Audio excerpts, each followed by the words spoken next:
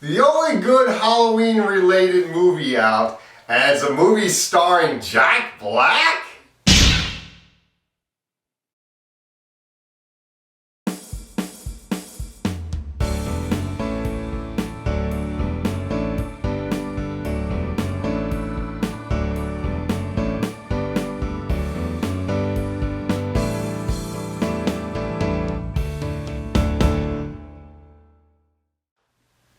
Goosebumps. Directed by Rob Letterman, the man who directed Gulliver's Travels, which also starred Jack Black, but it wasn't a very good movie. So now here they are together again doing another movie, the Goosebumps movie. And Jack is playing a character that he doesn't even look like. He's playing the author, R.L. Stine, but he doesn't even look like R.L. Stine. That makes sense. And it's a pretty cliche, generic story, but it works for this movie. Dylan Minnette plays Zach, a boy that has moved to Madison, Delaware because his mom has found a job at the school being the vice principal. So he's the new kid in town and he moves right next door to this cute girl named Hannah, played by Odeya Rush, who has a creepy father, Mr. Shivers. And Mr. Shivers tells Zach, "Stay away from my daughter." Twice in the movie, he tells him. Despite this, Zach and Hannah continue to hang out. They have a connection. They like each other. They have good chemistry. Zach goes to school, doesn't notice that Hannah's there, doesn't see her at all. But he does meet a friend, Champ, played by Ryan Lee, the high school nerd. So one night, Zach is doing his homework and he hears a scream from next door from Hannah's home. He sees that Hannah and his father are arguing through the windows and he hears the scream. He wants to go over there and investigate. Thinks that Hannah may be in trouble from her father. He doesn't want to go there alone, so he gets his friend Champ to come over and help him out. They investigate and they find a library shelf full of Goosebump manuscripts. That's weird, finding Goosebump manuscripts and finding out that these books are locked. You need a key to open them. While Zach is investigating these books, Hannah pops up and Zach finds the key, opens one of the books. Out pops the abominable snowman. So now they put this abominable snowman back into the book, and while they're doing that, another book opens, and out pops Slappy the dummy. Who you calling dummy, you big Slappy dummy? doesn't like to be called the D word.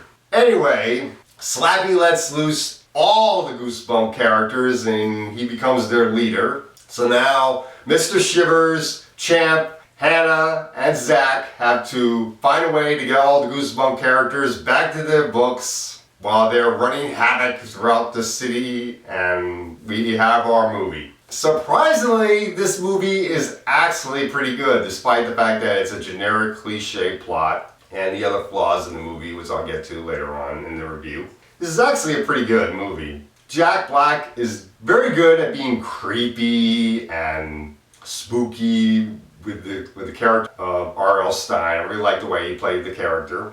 He also plays the voice of Slappy and the voice of the Invisible Boy, two of the Goosebump characters. So it kind of makes sense why he's casted as R.L. Stine. He actually does the voices of those two characters, Slappy and the Invisible Boy, very well. Odeya Rush and Dylan Minnette, they have great chemistry together, the two leads. They work very well together as a couple. Ryan Lee is pretty good as Zach's sidekick in the movie. I like the way he played as the nerd of the movie.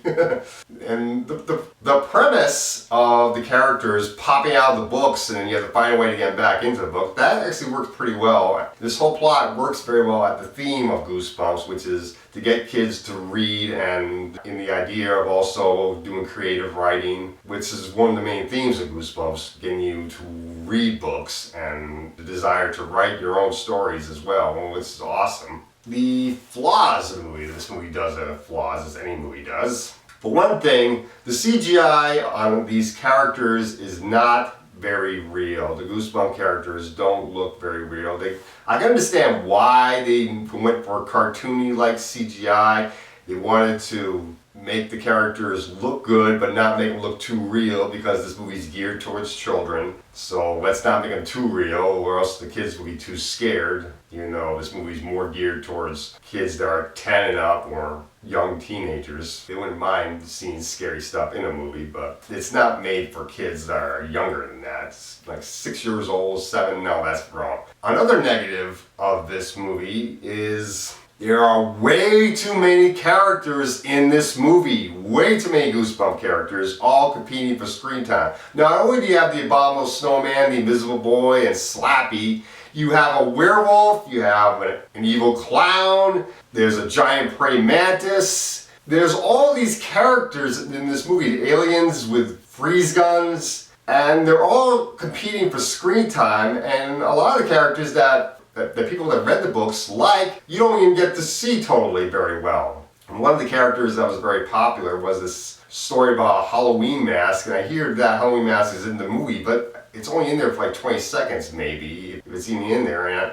I didn't even see it. So I don't know if it was in there. I was kind of looking for it, but it's hard to tell when you got so many other characters trying to compete for screen time. The final flaw for this movie is the amount of romances that are in this movie. I mean, I'm not talking about just the main romance between our two leads, Hannah and Zach. We also have Champ falling in love with the hot blonde high school student played by Halston Sage from Paper Towns. And then you have Zach's mom, one of the teachers at the school she works at, has a crush on her. Finally, Jack Black's character, R.L. Stine, Zach's aunt has a crush on him. 4 romances right there. That's too many. This movie should have only had 2 romances. If you're going to have more than one, go for no more than 2. Just go for Zach and Hannah and Champ and the hot blonde. That's it. You don't need to go further than that. Because if you go further than that, you have too many characters hooking up. There's not enough time to develop enough chemistry between all the characters.